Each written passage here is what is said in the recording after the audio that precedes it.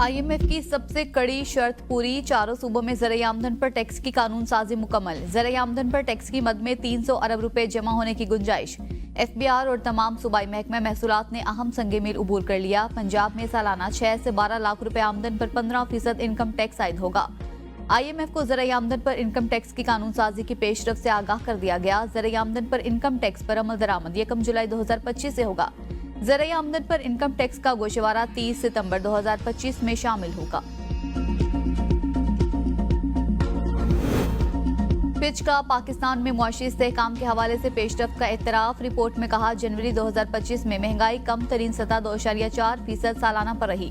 तरसीलात ज़र में इजाफा, एग्रीकल्चर बरामद की वजह से करंट अकाउंट 1.2 अरब डॉलर से सरप्लस रहा। ज़राई मुबादला ज़खायर में इजाफा हुआ, मजमूई ज़र मुबादला 18.3 अरब डॉलर पर पहुंच गए। पाकिस्तान ने इक्तिसादी इस्तेहकाम की बहाली, बैरूनी कर्जों की तामीर नौ के लिए पेशरफ्त की। पाकिस्तान की जारी इस्लाहात। अदालती हुक्म के बावजूद बानी पीटीआई से मुलाकात न करवाने पर तौहीन अदालत दरख्वास्त पर समाअत। इस्लामाबाद हाई कोर्ट ने अली अमीन गंडापुर की दरख्वास्त पर सुप्रिंटेंडेंट अडियाला जेल को 12 फरवरी को जाती हैसियत में तलब कर लिया।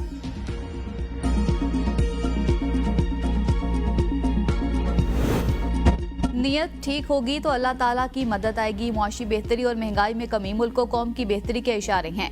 नवाज शरीफ का अरकान असम्बली से मुलाकात में इजहार ख्याल। कहा, मुआशी तरक्की के तसलसल से ही आवाम के हालात बदल सकते हैं। पाकिस्तान का तनज़्ज़ुली की तरफ सफर रुक गया है। शहबाज शरीफ बड़ी मेहनत कर रहे हैं। इदारों और निज़ाम के इस्लाह पर ठोस पेशरफ्त जारी है। मरियम नवाज ने वज़ीर आला पंजाब के तौर पर मेरा और पार्टी का सर फख्र से बुलंद किया है। अरकान असम्बली की पंजाब में तरक्याती कामों और अवामी मंसूबा पर वज़ीर आला को खिराज तहसीन। मरियम नवाज ने कहा, क़यादत की रहनुमाई और आप सबकी तायद व हिमायत हमारी कुव्वत और कामयाबी की जमानत है। पाकिस्तान को तरक्की मुस्लिम लीग नून ही देती है। पंजाब असम्बली में एशिया और जनूब मशरकी एशिया की पहली कॉमनवेल्थ पार्लियामेंट्री एसोसिएशन कॉन्फ्रेंस का इनेकाद। 20 असम्बलियों के नुमाइंदगान शरीक। कॉन्फ्रेंस का एजेंडा पार्लिमानी जमहूरियत, शफाफ कानून साजी और एहतसाब पर मबनी है। स्पीकर पंजाब असम्बली मलिक अहमद खान ने खिताब में कहा, कॉन्फ्रेंस में एक दूसरे के तजुर्बात से फायदा उठाने में मदद मिलेगी।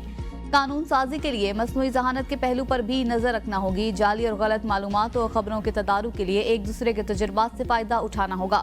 अपोजिशन का कॉन्फ्रेंस के बाइकआउट का फैसला। अपोजिशन लीडर मलिक अहमद खान बच्चर ने कहा, हमारे अरकान के घरों पर छापे मारे जा रहे हैं। हुकूमत इंसानी हुकूक की खिलाफ वर्जी कर रही है।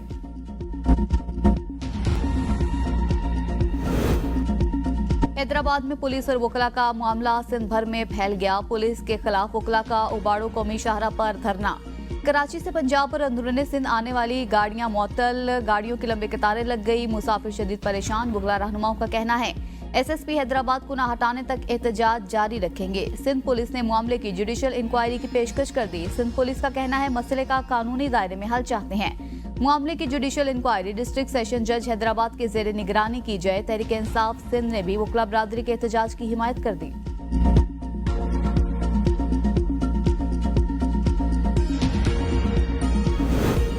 ऑफिशियल सीक्रेट एक्ट और आर्मी एक्ट में तरामीम के खिलाफ बानी पीटीआई की दरख्वास्त पर आयद एतराजात कलअदम करार।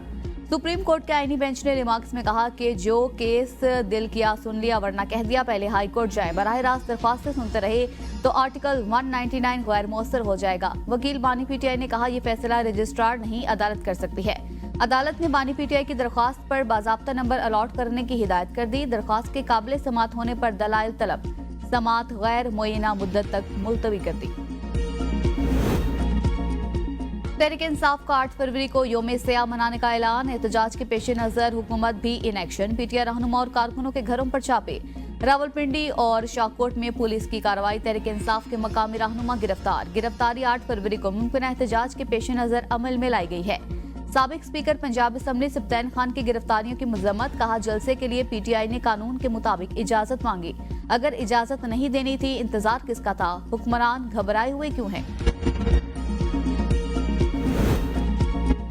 एहतजाज, जलसा, तकारीर करना पीटीआई का हक है, वो बिल्कुल कर सकते हैं। क्या गारंटी है एहतजाज पुरतशद्दुद नहीं होगा?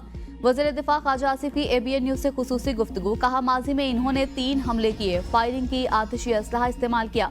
ये सारी बातें सामने हैं। इस किस्म का रिस्क तो हुकूमत नहीं ले सकती। बानी पीटीआई कभी मिन्नतें करनी शुरू कर देती हैं, पांव पड़ जाते हैं। कोई इन पर एतबार करने को तैयार नहीं है। बानी पीटीआई की जीरो क्रेडिबिलिटी है। इनके हवारी इर्द गिर्द के लोग भी एतबार नहीं करते।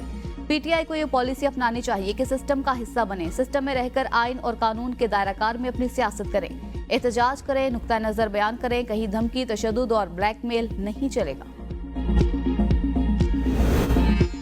जलसा करना हमारा कानूनी हक है, इससे हमें कोई नहीं रोक सकता। रहनुमा तहरीक इंसाफ असद कैसर की एबीएन न्यूज के प्रोग्राम सुबह की सोच में गुफ्तगू। कहा, अगर ये जलसा रोकने की कोशिश करते हैं तो ये आइन के खिलाफ काम करेंगे। मुज़ाकरात में हुकूमत की संजीदगी नजर नहीं आ रही। ये एक तरफ मुज़ाकरात की बात करते हैं, दूसरी तरफ हमारे कारकुनों को पकड़ रही हैं। ये मुज़ाकरात करना ही नहीं चाहते थे। 8 फरवरी को सवाबी में जलसा होगा। हमारा छीना गया मैंडेट हमें वापस दिया जाए। हम ओपोजिशन को इकट्ठा कर रहे हैं। डोनाल्ड ट्रंप से हमें कोई तवक्को नहीं, हम सिर्फ अपनी आवाम की तरफ देख रहे हैं। बिजली बिलों में फ्यूल प्राइस एडजस्टमेंट सरचार्जेस के खिलाफ दरख्वास्त समाअत के लिए मंजूर। सुप्रीम कोर्ट ने जमात इस्लामी की दरख्वास्त पर रजिस्ट्रार ऑफिस के एतराजात खत्म कर दिए। दरख्वास्त को आईपीपीस केस के साथ सुनने का फैसला। जस्टिस जमाल मंदोखेल ने रिमार्क्स में कहा, बिजली के बिलों में वसूल टैक्सेस खजाने में जाते हैं। जस्टिस हसन अजहर रिजवी ने कहा, लाइन लॉसेस की बड़ी वजह बिजली की चोरी है। जमात इस्लामी ने कभी बिजली चोरी के खिलाफ मुहिम चलाई। महंगाई के सताए आवाम पर एक और वार। यूटिलिटी स्टोर्स पर चीनी 5 रुपए फी किलो मजीद महंगी। कीमत 145 रुपए से बढ़ाकर 150 रुपए फी किलो कर दी गई। 1.5 हफ्ते में यूटिलिटी स्टोर्स पर मजमूई तौर पर चीनी 10 रुपए फी किलो महंगी की गई। विफाकी हुकूमत ने अगस्त 2024 में चीनी समेत 5 बुनियादी अशिया पर सब्सिडी रोक दी थी।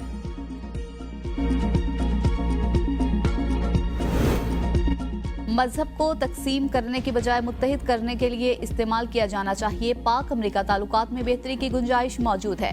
बिलावल भुट्टो की वाशिंगटन में नेशनल ब्रेकफास्ट में शिरकत के बाद मीडिया से गुफ्तगू। कहा, मजहबी रवादारी के लिए अच्छा मौका है। मुआशरे को तकसीम से बचाने के लिए इस तरह के बैनुल मज़ाहिब प्रोग्राम अहम हैं। लोगों के साथ बराबर की सतह पर बर्ताव करना चाहिए। हर मुसलमान हजरत ईसा अलैहिस्सलाम का मानने वाला है। ये कौमी दुआया तकरीब नहीं, आलमी दुआया तकरीब है। अमेरिका में मुकीम पाकिस्तानियों के साथ मिलकर मजीद काम करने की गुंजाइश है। अभी वजीर खारजा नहीं, तमाम मुलाकातें जाती हैसियत में हैं।